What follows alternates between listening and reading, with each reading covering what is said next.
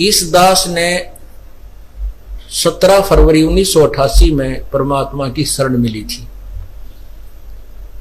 और उस दिन के बाद 6 वर्ष 1994 तक दास ने जेई के पद पर सर्विस की। काम करते, अपनी ड्यूटी करते करते भी हम भक्ति करते हैं। हमारा रूल यही है, काम भी करो भगवान ना भूलो, बुराई छोड़ दो।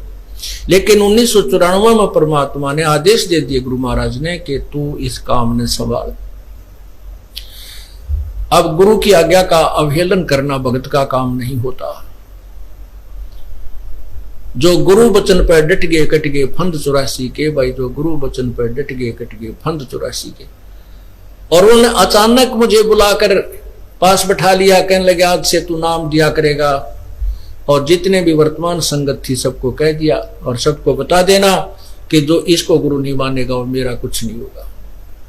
मेरे पसीने आ गए कि मैं तो 2 कौड़ी का जीव, एक मजदूर आदमी, और परमात्मा ये इतना बड़ी जो है ना, इतना बड़ा जिम्मेवारी का काम। और उनके पुराने पुराने भक्त मेरे थे, लाल कपड़े पहन कर बाबा जी भी बन रहे थे, उनके साथ रहा करते। उनको सबको निकाल दिया था उनकी त्रुटियां देख जाकर। हमने नहीं पता था कि हो रहा है क्या इनका मालिक का उद्देश्य है। जब वो 104-5 साल की उम्र थी उस महापुरुष की, हमारे पूज्य गुरुदेव की।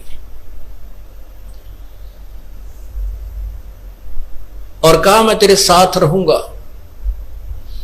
और तीसरा शब्द एक दिन कहा था कि रामपाल तेरे सब बराबर इस संसार में संत नहीं होगा, पूरे विश्व में तेरे बराबर संत नहीं होगा। अब इस दास का और संत का के मेल था। हम तो भगत थे, दास थे, भगवान की भक्ति करते थे, अपनी नौकरी भी करते थे, बच्चे भी पालते थे। अब कहते हैं साध वचन पलटे नहीं, चाहे पलट जावा ब्रह्मंड। उनका वचन नहीं पलट सकता, उन्हें जो कह दिया सो कह दिया। तो वही ये फल गया।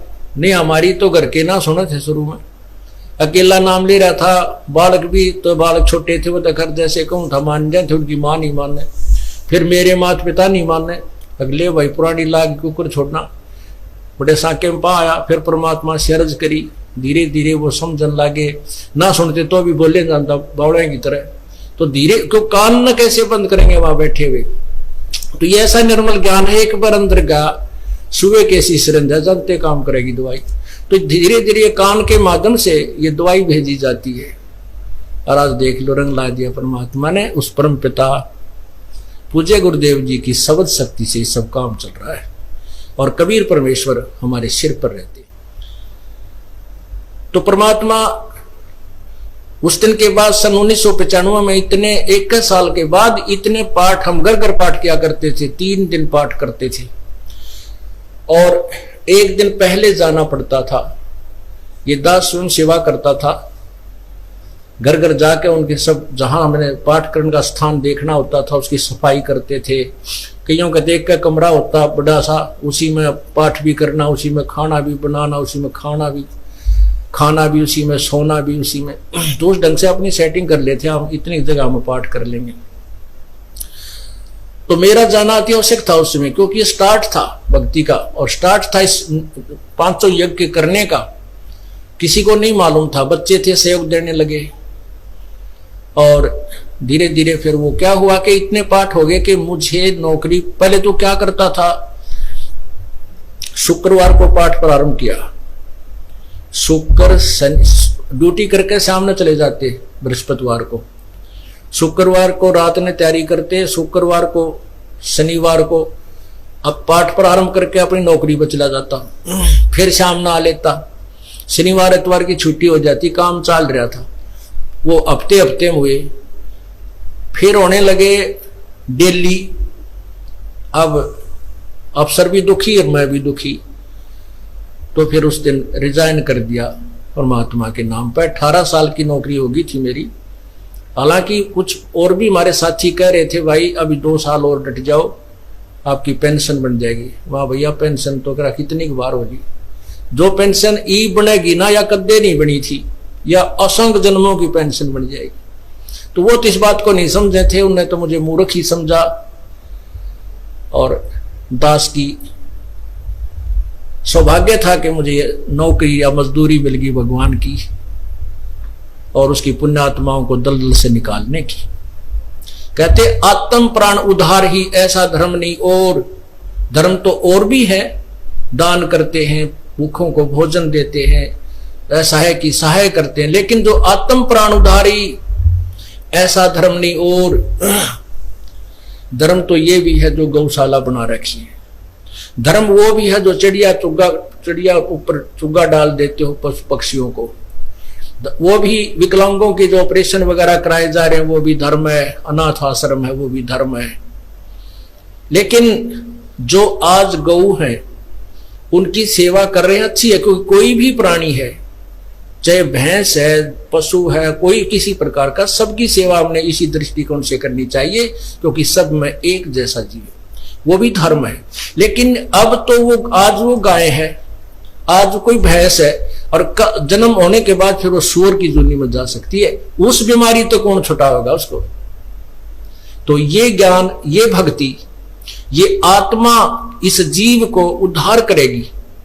वो फिर 84 लाख योनियों में नहीं जाएगा, या तो मनुष्य शरीर होगा, नहीं सतलोक चला जाएगा। तो कहते हैं आत्म प्राण उद्धारी ऐसा धर्म नहीं। और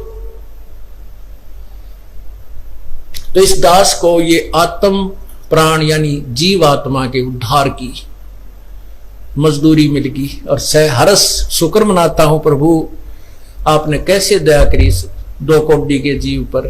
और ऐसे निर्मल भगवान की महिमा, ओए होए होए, जिसके नाम लेते हैं रोंग रोंग खड़े हो जाते हैं। उसके बाद परमात्मा की ऐसी महिमा हुई, अब मुझे इतनी खुशी होती है।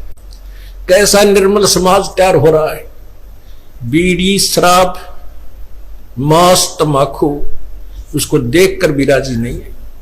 अब ये पुण्यात्मा दोनों हाथों दान करते हैं, और हम पहले लूटन पर लगे रहा करते थे,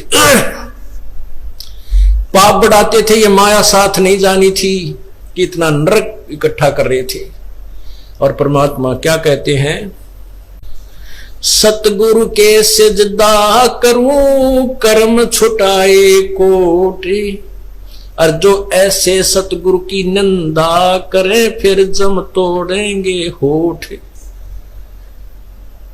अब जो लोग बिना देखे सोचे समझे और भक्तों की संतों की बुराई करते हैं, अब क्या बताते हैं कि सतगुरु के सिजदा करो जिसने कर्म छुटाए कोट, करोड़ों पाप कर्मों से हटाकर और पुण्य कर्मों पर लगा दिया।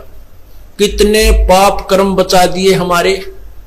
और जैसे ऐसे सतगुरु की जो निंदा करते हैं, कहते हैं उनके जम तोड़ेंगे होठ, यम के दूत उनके इसे लठ मारेंगे, चाहे कितने लागो, मुंह पे, होठा पे। होठ इसलिए कहा कि इस पर ज्यादा दर्द होया करे, सोई भी बुढ़ी आया करे। तो कहते हैं वो जम तोड़ेंगे होठ जो बकवाद किया करते थे, संतों की निंदा करते थे। नित्यानंद जी महाराज ने यहां तक कहा है, भाई तू ना मानता ना, ठीक है अपना और काम कर ले और कुछ कह सुन ले, पर संत की निंदा मत करिए, ये तेरे लिए बहुत जबरदस्त पाप बन जाएगा। लेकिन जो इस मार्ग से परिचित नहीं, वो नादान बच्चे आग में हाथ दे देते, बिजली के तार को छू लेते। और ज्ञान होता सत्संग से, और सत्संग में ये काल नहीं आने देता। तो उस दिन के बाद परमात्मा की ऐसी रजा हुई कि बाग लाग गया भगवान का। और यही प्रार्थना करता रहा, परमात्मा तेरे बच्चे तुझे समझे पहचाने, दास को ये नौकरी दी है, इसमें सफल भी आप ही करोगे। इन लोगों ने तो आपको भी नहीं बख्शा था, जब जिस समय आप यहां आए थे काशी में 120 वर्ष रह कर गए, सारा जीवन आपके पीछे पड़े रहे। उन दुष्ट आत्मा स्वार्थियों ने अपने स्वार्थ के लिए जनता को सत्य ज्ञान नहीं समझने दिया, और परमात्मा को बहुत यातनाएं दी गई। अब उनकी जो यातनाओं, उनके साथ जो हुए संघर्ष को देखकर इस दास का दिल डटा हुआ है कि हमारे साथ तो अभी कुछ भी ना हुआ है। जो उस परमात्मा के साथ कितना तेल के कढ़ाई में डाल दिए, कितना काट काट के घेर दिए, कितना कुएं में डाल के ऊपर तो डले ठोक दिए, और फिर भी डोके न पाए। वो तो समर्थ थे, और जनता कुछ नहीं बिगाड़ सकी और ना ही उनको समझ सकी। समझना चाहिए था, कुछ लोग समझे भी थे, लेकिन बाद में फिर वो ठीक ढंग से ना लगे तो भगवान ने उनको स्वयं ही रिजेक्ट कर दिया था। परमात्मा क्या बताया करते थे, कैसा ऑथेंटिक उदाहरण दिया करते थे। अपनात्माओं क्या बताते हैं, भाई सिर साटे की भक्ति है और कछु नहीं बात, सिर के साटे पाइयो अवगत अलख अनाथ।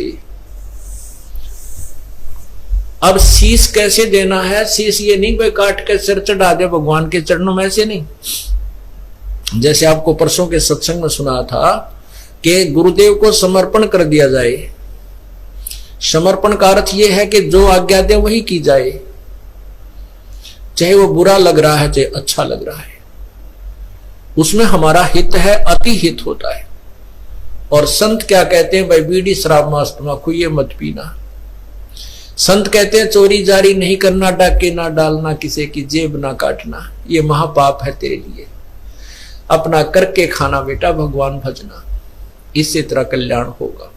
और हम यही वचन नहीं मानेंगे तो फिर यहाँ स्कूल में आने की आवश्यकता क्या है, इस विद्यालय में सत्संग में आने की आवश्यकता क्या है। हम गलतियां भी गलती पे गलती करते रहे और फिर सत्संग में भी आ रहे हैं तो वो फेल हो जाएंगे विद्यार्थी, वो पास नहीं हो पाएंगे।